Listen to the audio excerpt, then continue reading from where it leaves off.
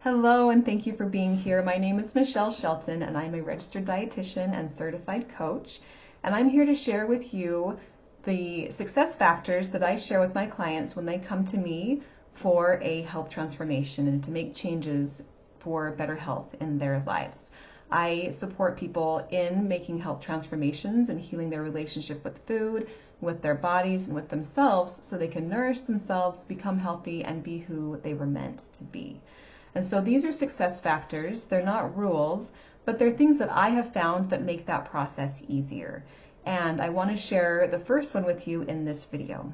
So the first success factor that I share with my clients is to increase your protein intake to a minimum of 100 grams a day. And a little bit depends on your body size, but for somebody who, my size, about 5'6", average body weight, about 130 pounds, I eat about 100 grams. If you have a larger body, you may want to aim for more. However, the typical American diet, we eat around 50 to 60 grams, and so just getting to 100 is a good place to start.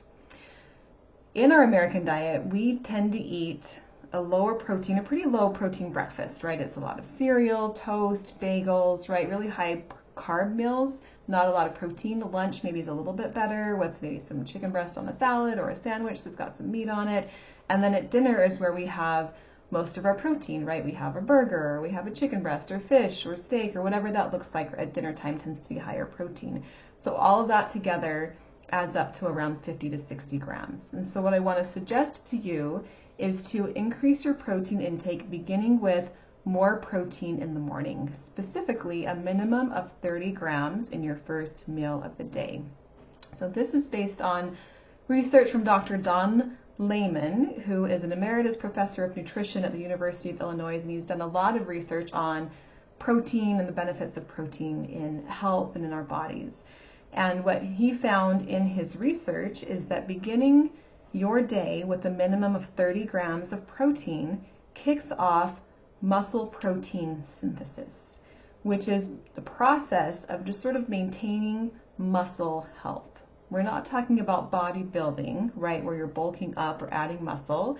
To do that, you have to do strength training on a regular basis at a fairly high intensity to build muscle. Ask any bodybuilder how hard it was, right, to build that muscle. It doesn't come easily. And so it's not just about eating protein. This muscle protein synthesis is really about just that healthy turnover, maintaining the health of your skeletal muscle. There's a huge benefit to your metabolic health by kicking that off early in the day. The other benefit of eating more protein and eating more protein specifically at breakfast is protein has the highest satiation factor out of all of the macronutrients, protein, carbohydrate, and fat. Satiation factor is just that feeling of fullness. It's that recognition in your body that you've had enough food and you don't need to eat anymore. So when we have this sort of body-based approach to wellness where you are reconnecting to your hunger and fullness cues and to your satisfaction, all of those things, right, that naturally guide that wisdom that guides how we care for ourselves and how we eat, eating more protein to help trigger that feeling of fullness can be really helpful. One of the things they also found in their lab is that eating protein in the morning, eating that higher amount in the morning, can have a lasting effect of that fullness throughout the day, which can be really helpful, right? I know I find myself in the mid-afternoon feeling kind of munchy and wanting to go snack a lot, and that experience of being fed in the morning with those essential amino acids just gives your body that signal that you have been nourished, right? And so it can decrease some of that munchiness later in the day. So a lot of benefits and value to eating more protein. So where and how can you get that protein into your diet? It can be challenging, right? Which is maybe why we don't eat more. One of the things that I do personally, and if it's something that you think might work for you, you can try as well. I do start my day with a protein shake. That's the easiest way for me to get 30 grams first thing in the morning. I wake up, I exercise, I drink my protein shake, and then I eat my breakfast. And that can just be an easy way, especially if it's a whey-based protein. It has all of the essential amino acids that your muscle needs, that your body needs to maintain that skeletal, that muscle health. So protein shakes can be really effective. Eggs are also a great source of protein. Most dairy products, Greek yogurt can be a great way to get some great protein in.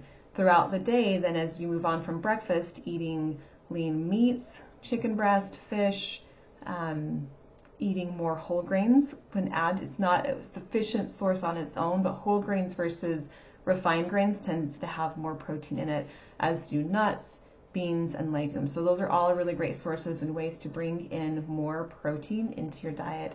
Again, aiming for a minimum of 100 grams a day. So one quick note about success factors that I do want to make sure is something that you consider and are aware of. These are not rules. This is not a rule-based approach to health. I don't think that is helpful or healthy to have rules and requirements, right? What we want to do is connect with our bodies, understand what we need, and respond to that consistently. Not only with how we eat, but how we just care for our whole bodies, right? With rest, with stress relief, with all the things that we need, right? And so these are not meant to be hard and fast rules, but they are things that if you choose to do them may make the process easier, and again may help you reconnect with your body and just feel nourished, just give you that baseline of being nourished and well. So if you choose to do them, great. If you choose not to, it doesn't mean anything about you or your commitment to health. They're just things that could make your journey easier. So with that, thank you again for being here. Stay tuned for success factor number 2 in my next video. I'll see you there.